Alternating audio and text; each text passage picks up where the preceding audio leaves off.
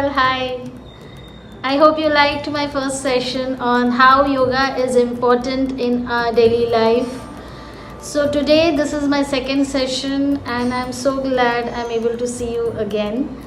Today, I'm going to give you information about a very important aspect in yoga, and that is Surya Namaskar. I would say rather it is a magical asana or magical part of yoga that our ancestors have given us. Now, before we start, I would just like to tell you one very important thing. Each morning, we are born again. What do we do today is what matters the most. It is so beautiful. So, each morning, we are born again, and it's such a beautiful day that we have. We are going to have, we are lucky to have a beautiful day. So why not start our beautiful day with sun salutations or Surya Namaskar. Now, life on this earth, it exists because of sun. Okay, without sun there will be no life on earth. We all know plants, animals, humans, they all depend on sun. Even if you do those 12 important steps in Surya Namaskar, it's going to benefit all of you in a great way. Okay, so all you need to do is practice Surya Namaskar on daily basis to get the benefits out of it. Okay, now Surya Namaskar has a lot of modifications that around the time people have done modification on it. So I am going to show you the 12 traditional steps and one modification in it, because there are many people who cannot do it in a very easy way. So I will give you 12 easy steps, okay, which all of you can do. So now this is considered to be the best practice in early morning and on empty stomach, but today's life is so busy that if you don't get time early morning, you can even do it in the evening, but try to do it empty stomach. Okay, this is a right asana for each and everyone over here. Now this has got variety of benefit. Of course, as I told in our first session, it relaxes your mind because you do it along with the breathing. Inhale, exhale. First pose that you have, it helps to calm our nervous system, calm our mind, and also helps in balance of our body. The second step, let's move to our second step, that is raised arm pose or Hasta Uttanasana. Breathe in and go upwards. This helps in stretching and toning our muscles of abdomen.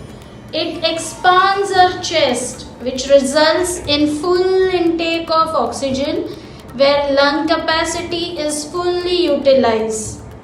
The objective of doing this asana is to expand the whole body from heels to the tip of fingers. Let's move to our third step, hand to foot pose, that is Hasta Padasana. This has to be done while breathing out, that is, you have to exhale and come down. The benefit of this asana, you have to take your neck inside. The benefit of this asana is it makes the waist and spine flexible, stretches our hamstrings, opens the hips, shoulders and arms. Let's move to our fourth step. Okay. This has to be done with inhale and exhale both. This makes, when you come in this position, you have to be doing it inhaling and exhaling, and when you come in this position you have to breathe normally. It makes the spine and neck flexible, strengthens the leg and muscle. It also helps in digestion and constipation, like indigestion issue hai and constipation, if there is a issue, it helps to solve this issues that you have. The next step is Dandasana, or a stick pose, in which you have to get your left leg back and right leg in front. This stretches your hamstrings, makes your chest very strong, improves your posture. Next one is, this time we have done right leg in front, left leg is back. Now this is one modification that I do, because there are many people who cannot go directly into Sarpasan, so I always tell them to go in baby pose. So this is not to be counted in any of the step, but you can have this for some few seconds, relax, and then go in Sarpasan. This is your next step. Sarpasan, Bhujangasan, or a cobra pose. This helps in stretching your shoulders, chest and back. It increases your flexibility and also elevates your mood. After this, we are going to go back in Parvatasan, or the mountain pose, up. Again. It increases your blood flow to the spinal region, strengthens your muscles of arms and legs. Next step is getting your left foot in front. First we had done the right, this is left.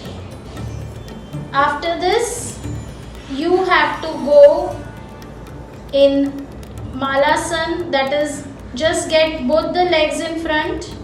And you have to get up, holding your toes. Slowly hands up,